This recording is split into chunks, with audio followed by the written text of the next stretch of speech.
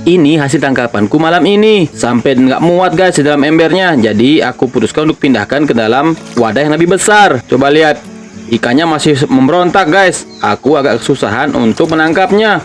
Ikannya terus berontak. Akhirnya aku bisa mengangkat ikan ini guys. Coba lihat, wah cantik banget ya ikannya guys. Itu ada sisik-sisiknya yang warna silver. Warnanya dominan kuning sama ada yang warna merahnya dikit guys. Tapi lebih banyak kayaknya warna hitamnya. Tuh lihat, ada sisik yang berwarna silver guys. Kira-kira ini ikan apa ya guys?